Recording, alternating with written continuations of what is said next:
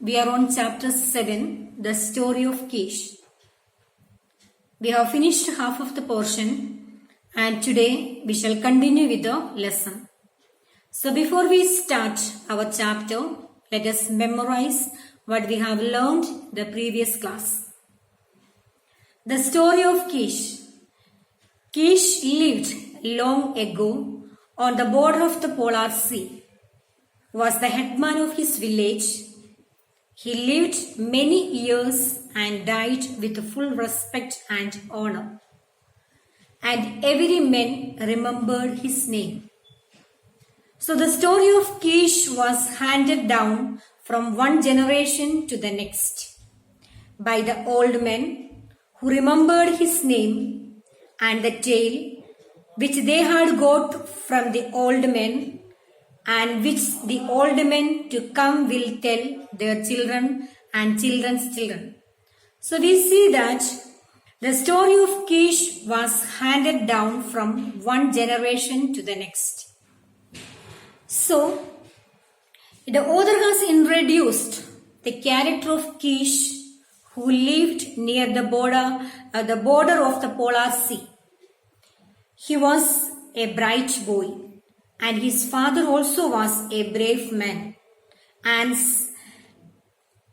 he saved the villagers from the Polar Sea. And also he saved from the villagers from the polar bear. Now there is the council going on to have the share of the meat. So Kish speaks for the tribes, for his own tribes. But no one listened to him as he is very small in his age. We have finished that much. So now we will continue with the chapter. The anger boiled a white heat. They ordered him to bed and threatened that he should have no meat at all. Kish's eyes began to flash and the blood to pound darkly under his skin. So, what here? The council ordered Kish to go to bed, even not giving him no food. So, what happened in this paragraph? The anger boiled a white heat. The old people, the council of members were very angry towards Kish. What they ordered now? They ordered him to go to bed and threatened that they should not be giving any meat thereafter. Kish's eyes began to flash and the blood to pound darkly under his skin. He was also getting very angry and irritated with the elderly people. "Hear me, ye men," he cried. "Bok, my father, was a great hunter. I too shall go and hunt, and the division of that which I kill shall be fair, and no widow or weak one shall cry in the night." So what he told Kish here? Kish told that Kish jumped to his feet and he said, "Hear me," he cried. "Never shall I speak in the council of Igloo again. I shall go and hunt the meat like my father Bok." Okay, that is what Kish told to the council of members. "Hear me, ye men."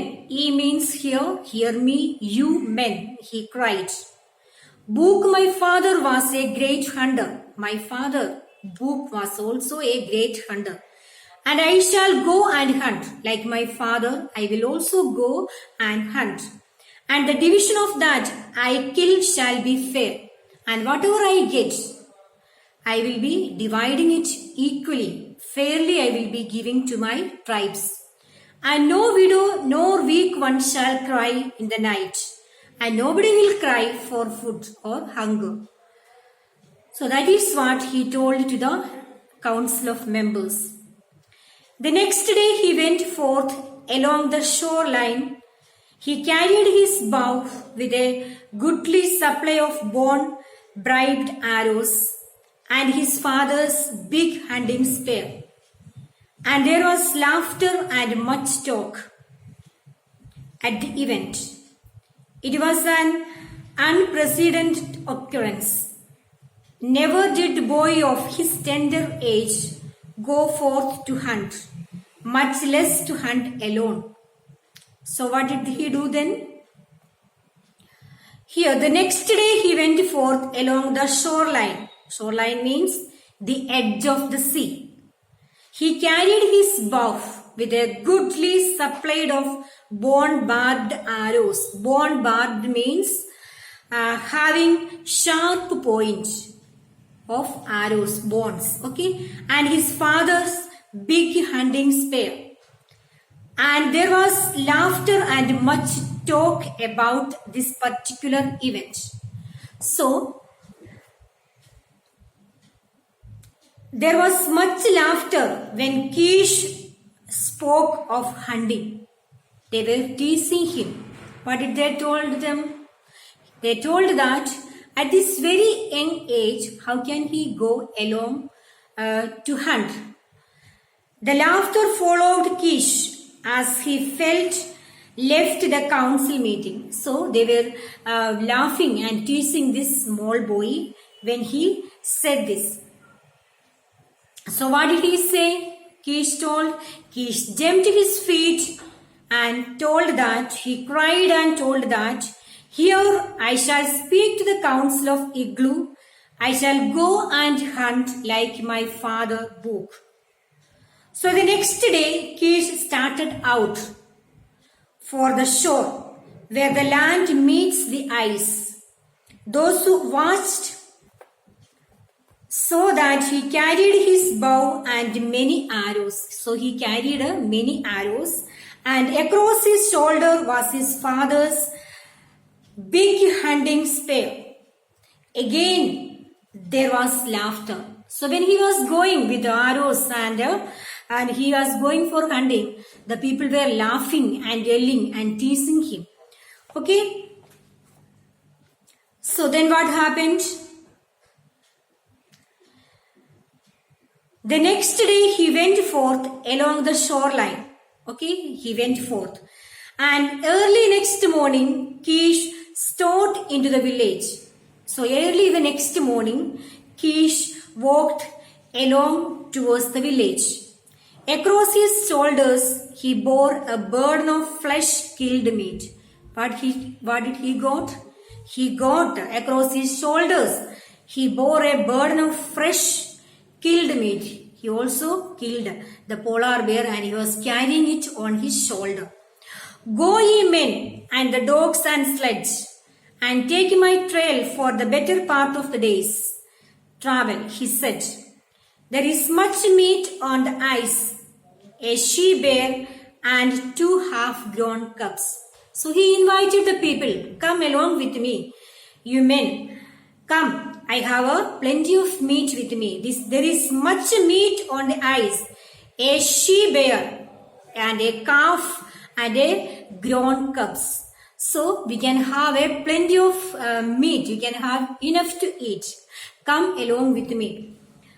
And he passed into the igloo and ate profoundly, and after that slept for 20 running hours. So profoundly means very happily, very joyfully he had his meat, and he went into the igloo and had his meat, and after that he slept how many hours? He slept 20 running hours.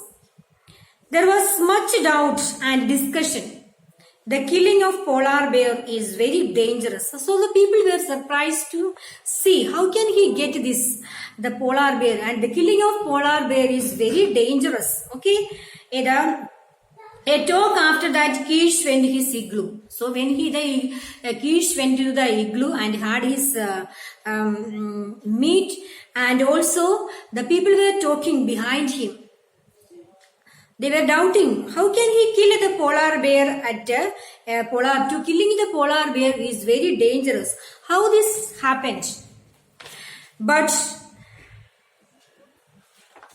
thrice dangerous to kill a mother bear with her cubs. The men could not believe that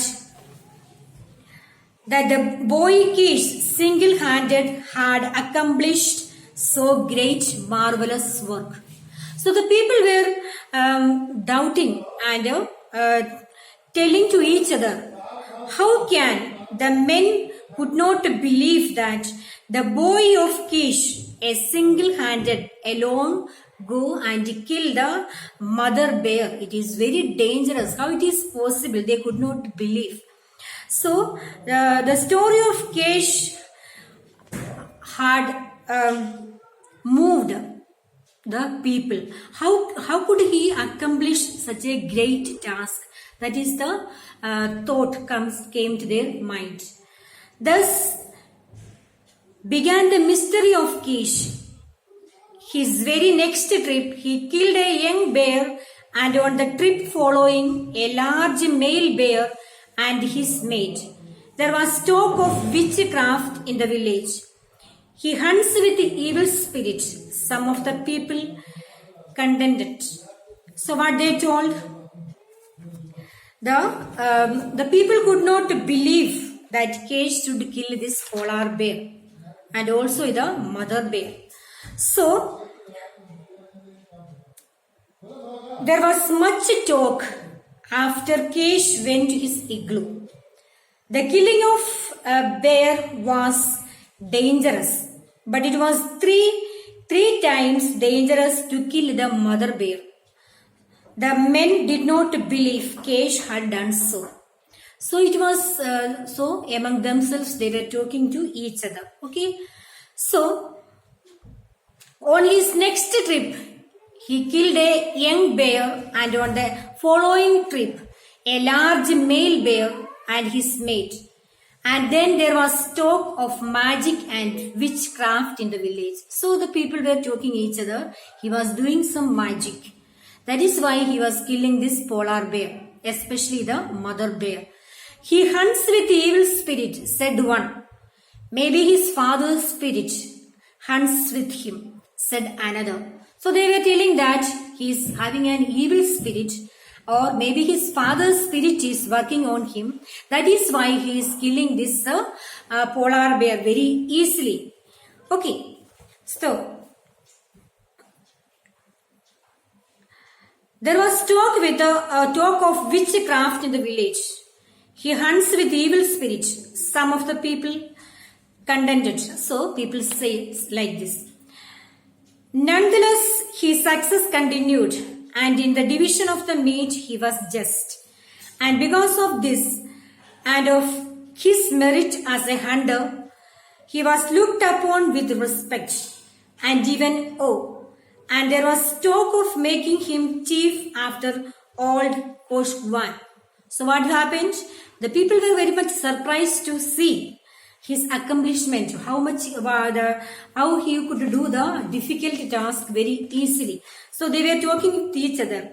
And also he was giving the meat to his tribes equally. All people were getting equal share of the meat. He divided rightly, justly. And because of this reason of his merit of the hunter, he was a very good hunter. He was looked upon with respect. He was also looked upon with respect. And awe means wonder.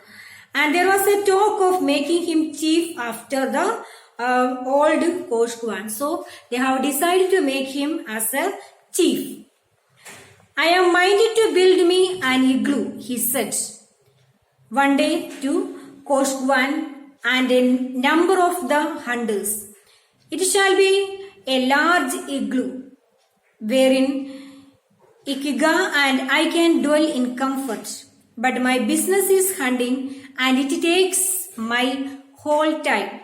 So it is but just that the men and women of the village who eat my meat should build me my igloo. So what he told one day to the people? He told that I would like to build an igloo. I would like to build a house of my own.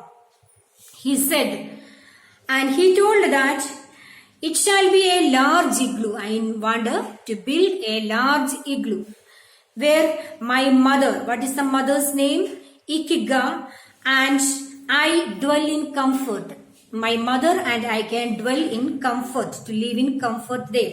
But my business is hunting, but my job is hunting, so I don't have enough time to build this igloo. So what do you have to do?